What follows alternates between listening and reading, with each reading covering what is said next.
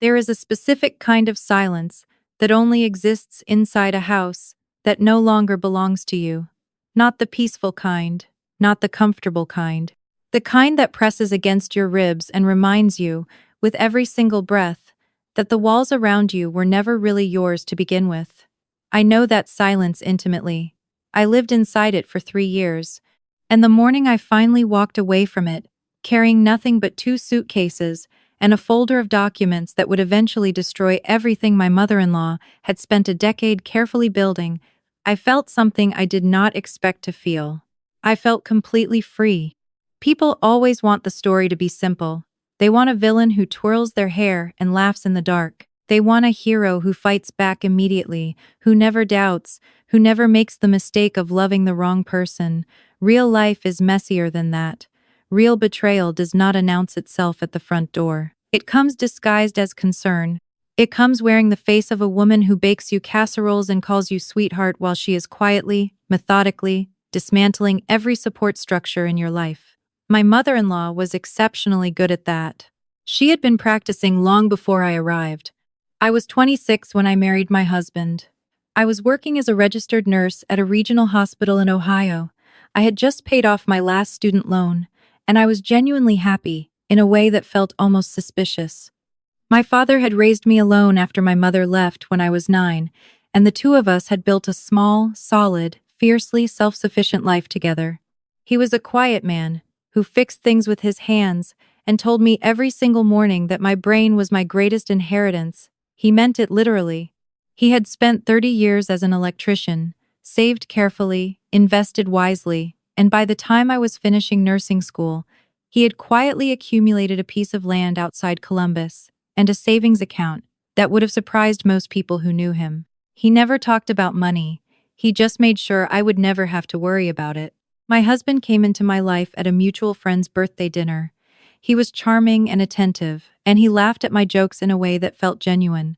His mother appeared 3 weeks later. She showed up at his apartment with a chicken pot pie and a smile so warm I almost missed how precisely her eyes were cataloging me. Almost. I was a nurse. I had been trained to read what people were not saying with their words. But I was also 26 and newly in love, and I made the most common mistake of my entire life. I told myself I was imagining things. My mother-in-law's name is Patricia. She is a 61-year-old retired office manager who speaks in the language of subtle implications and plausible deniability. In the 3 years I was part of that family, I never once heard her say anything overtly cruel. She was far too skilled for that. What she said was things like, "Diana, you work such long hours. I just worry you won't have the energy for a real home life." What she said was, "I'm sure your father did his best, sweetheart. But boys who grow up without mothers sometimes struggle with real intimacy." What she said was, "I only ask questions because I care."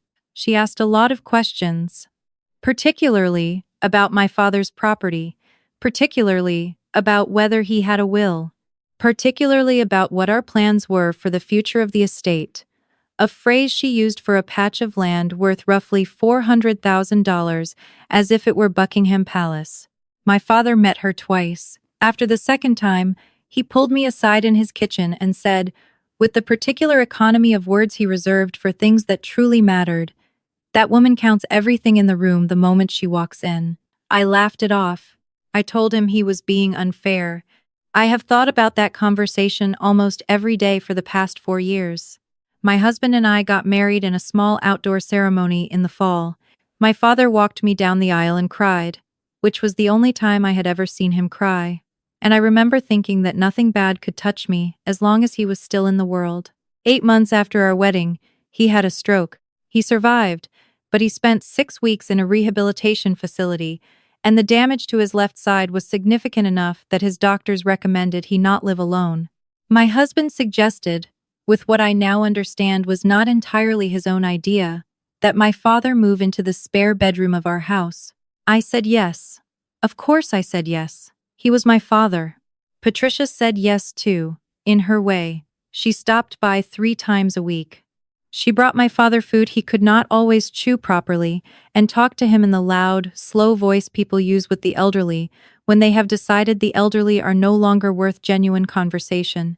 She asked him questions while I was at work. I only learned this later, from my father himself, who described those conversations with the careful precision of a man who understood he was being interviewed.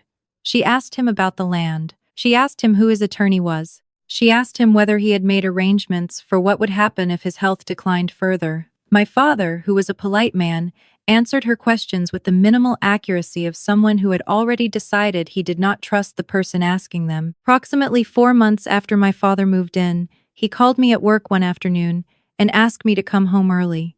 He said it was not urgent. His voice said something different. When I got home, he was sitting at the kitchen table with a piece of paper in his hands and an expression on his face that I had never seen before. Bewildered. Genuinely bewildered. He told me that a man had come to the house that morning while I was on shift. He said the man introduced himself as an attorney. He said the man had papers for him to sign. An updated power of attorney document, the man said. Standard procedure, the man said, given his recent health situation. My father told me he had not signed anything. He told me he had asked the man for a card, which the man fumbled to produce. He told me the card had a firm name on it that he did not recognize, and an address in a suburb where, as far as he knew, he had no legal business whatsoever. I took the card. I took a photograph of the papers the man had left behind when my father declined to sign. And then I sat at the kitchen table for a long time after my father went to bed, and I made myself think clearly about what I was actually looking at. The power of attorney document named my husband as primary agent. My husband, who had never in 3 years of marriage expressed a single opinion about my father's affairs. My husband, whose mother had been asking my father questions for 4 months. I want to tell you that I confronted my husband that night, and that he immediately broke down and told me everything. That is not what happened. What happened is that I was a 29-year-old woman who loved her husband and was terrified of what it would mean if her love had been catastrophically misplaced, and so I talked myself down. I told myself there was an explanation. I told myself I would bring it up calmly. I told myself I should not assume. I am telling you this because I want you to understand that smart people talk themselves out of the truth all the time. It does not mean you are stupid. It means you are human. It means you loved someone and you were not ready to stop. I brought it up calmly. My husband told me it was nothing. He told me his mother had simply mentioned, in passing, that it might be helpful for someone close to the family to have legal access in case of a medical emergency. He said he thought I was overreacting. He said his mother only wanted to help. He said it in the tone of a man who has rehearsed the response enough times that it no longer sounds rehearsed. And I watched his face while he said it, and I saw the thing I had been trying not to see for 3 years. He was not defending me. He had never been defending me. He was managing me, just as his mother had trained him to do, because my husband was not a bad man so much as he was a man who had never once in his entire life been asked to choose between his mother and anything else he cared about. That night was the first time he was asked, and the answer was immediate, and it was not me. I did not cry. I went to bed. And the next morning, before my husband was awake, I called my father's actual attorney, a man he had used for 20 years named Gerald, whose number I had found in my father's address book. I told Gerald what had happened. Gerald was quiet for a moment, and then he said, "Diana, your father called me last week. He said my father had asked him to review the status of his existing documents. He said my father had also asked him, quietly, to look into whether any modifications had been filed in his name with the county that he had not personally authorized. There had been a deed modification, filed 6 weeks earlier, listing my husband as co-owner of my father's land. My father had not signed it. Someone had signed it for him. The signature did not match his existing legal documents. Gerald had already flagged it. Gerald had already contacted the county. Gerald had already, because he was an exceptional attorney who had known my father for 2 decades, taken preliminary steps to have the filing reviewed for fraud. I sat in my car in the hospital parking lot, and I let myself feel, for exactly 7 minutes, the full weight of what was happening. I cried. Hard, not for myself, but for my father, who had trusted me to bring safe people into his life, and instead I had brought Patricia. Then I dried my face, walked into my shift, cared for my patients with the full attention they deserved, and spent every free moment I had for the next 3 weeks documenting everything. I am a nurse. I understand the importance of meticulous records. I had dates. I had the business card. I had photographs of the fraudulent documents. I had a log of every time Patricia had visited while I was working, which I had kept as a habit because something in me had always known I might need it. I had text messages from my husband that, read in sequence, painted a picture of a man who had been briefing his mother on my father's medical status and financial situation in real time. I had a conversation my father had quietly recorded on his phone during one of Patricia's visits, because my father, who had never trusted Patricia, had started recording her 3 months earlier. He had not told me because he did not want to worry me. He had just kept the recordings on a folder on his phone labeled bird sounds, because my father had a sense of humor that expressed itself in small, private ways. The recording was 42 minutes long. By the time I finished listening to it, there was no version of the story left where Patricia did not know exactly what she was doing. I moved my father to my cousin's house on a Tuesday while my husband was at work. I told my cousin everything. She was the only person I told. I packed what I needed from the house that night, after my husband came home, and I stayed calm through dinner. And I waited until he fell asleep, and then I took my 2 suitcases and my folder, and I drove to my cousin's house, and I did not go back. My husband called me 14 times before 9 in the morning. I answered on the 15th call, not because I was ready to talk to him, but because I needed him to understand that I was not confused or impulsive or having some kind of breakdown. I told him exactly what I knew. I told him exactly what Gerald had found. I told him about the recording. There was a long silence on his end of the phone. And then, instead of the guilt I might have hoped for, instead of the apology, instead of even the basic human decency of acknowledging what his mother had done, he said, "Diana, you don't understand the whole picture." I hung up. Patricia was arrested 4 months later. The county fraud investigation concluded that 3 documents had been filed in my father's name without his authorization. The attorney who had appeared at our house was disbarred. Patricia was charged with elder financial abuse, forgery, and conspiracy to commit fraud. My husband was interviewed extensively. He was not charged, which I believe was a legal determination rather than a moral one. But he lost his job when the story became local news, and he lost the respect of several people he had considered close friends, and he lost the house we had shared because I had been on that mortgage too, and I was no longer willing to carry it. My father is doing better. He walks with a cane and he gets tired in the afternoons, and he sits on my cousin's back porch in the evenings and watches the light change over the yard with the specific peacefulness of a man who came close to losing something, knows exactly how close it was. He does not talk about Patricia.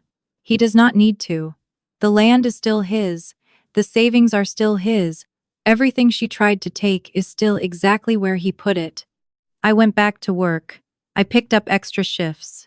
I enrolled in a nurse practitioner program that I had been putting off for 2 years because I had been busy managing the slow erosion of my own life and calling it a marriage. 6 months after I left, I passed my first clinical certification exam. A year after I left, I was accepted into a specialized cardiac care program at a hospital in Cincinnati that I had applied to 3 times before and never been fully available to pursue. I moved. I found an apartment with large windows and a kitchen I actually cook in, and a bedroom that is unambiguously, completely mine. I do not hate my husband. I have spent a significant amount of time examining whether that is true or whether I am simply telling myself a comfortable story, and I believe it is genuinely true. He was a man who had never been taught to be brave, and when the moment came that required it, he was exactly as brave as his upbringing had prepared him to be. That is a tragedy. His tragedy, not mine. I feel something close to pity for him. The particular pity you feel for someone who stood at a crossroads and chose the smaller, safer, more familiar road, without understanding that the choice was permanent. He will spend the rest of his life in the small room of his own cowardice. I am not carrying that for him. Patricia is currently awaiting sentencing. Her attorney has requested leniency based on her age and her lack of prior criminal record. Gerald told me this in a phone call last month, with the careful neutrality of a man who was professionally obligated to inform me and personally satisfied to do so.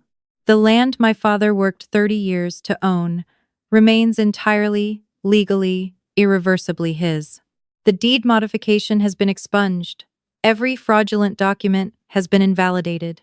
The thing she spent months carefully constructing collapsed in approximately 4 months of straightforward documentation, because fraud, it turns out, does not hold up especially well against a nurse who keeps meticulous records, an attorney who has known your target for 20 years, and a retired electrician who labels incriminating audio files bird sounds. People ask me sometimes whether I wish I had seen it sooner. Whether I feel foolish for the time I spent talking myself out of what I already knew. I used to answer this question apologetically, as though the 3 years I gave that marriage were a character flaw I needed to account for. I do not answer that way anymore. I was not foolish. I was loyal. And loyalty is not a weakness. It is only dangerous when it is extended to people who have weaponized your willingness to believe in them. I believed in my husband longer than the evidence warranted. That is not something I am ashamed of. It is something that is simply true. What I know now, sitting in my apartment in Cincinnati, with a cardiac nursing certification on my wall, and a cardiac patient whose name I will not tell you, but whose recovery I am genuinely proud of, is that losing that marriage was not a loss in any meaningful sense of the word. It was an excavation. It removed something that had been built on a contaminated foundation, and underneath it, when the debris was finally cleared, was exactly the life I had been quietly building before I got distracted. The career I had deferred, the independence I had mislaid, the mornings that belong entirely to me. My father called me last Sunday. He had been watching the cardinals at my cousin's bird feeder and wanted to tell me about it. We talked for 40 minutes about nothing in particular, the bird feeder, a documentary he had watched, a recipe my cousin had tried that had not worked out, a nurse practitioner program update I was excited about. At the end of the call, before we hung up, he said, "You sound like yourself." He said it quietly, with the particular weight of a man who had noticed the period when I did not, and who had waited patiently for this one to end. I told him I was. I am. There is a version of this story where I am still in that house, still managing the slow drain of living alongside people who were counting the things in every room I walked into. There is a version where I told myself the discomfort was normal, the unease was unfair to them, the recordings were an invasion of privacy, the fraud was a misunderstanding. That version exists. I lived in it for 3 years, but I do not live in it anymore. And the distance between that version and this one is not luck or coincidence or some sudden awakening. It is a folder of documents, a phone full of bird sounds, and the decision to trust what I already knew over the story I was being asked to perform. If you are currently in a house that no longer feels like yours, I want you to hear this clearly. The discomfort you are feeling is information. It is not ingratitude. It is not sensitivity. It is not you being difficult or demanding or broken. It is your nervous system, which is smarter than any story someone else is telling you about yourself, doing exactly what it was designed to do. Listen to it. Document what you see. Find your Gerald. And understand that the version of your life that exists on the other side of the thing you are afraid to do is almost certainly larger, quieter, and more genuinely yours than anything you are currently holding on to. Because the most important thing I have learned from all of this is not about mothers-in-law, or fraud, or cowardly husbands. It is something smaller and more portable than any of that. It is simply this. You cannot protect what you love by making yourself smaller. You can only protect it by becoming exactly as large as the situation requires. My father taught me that.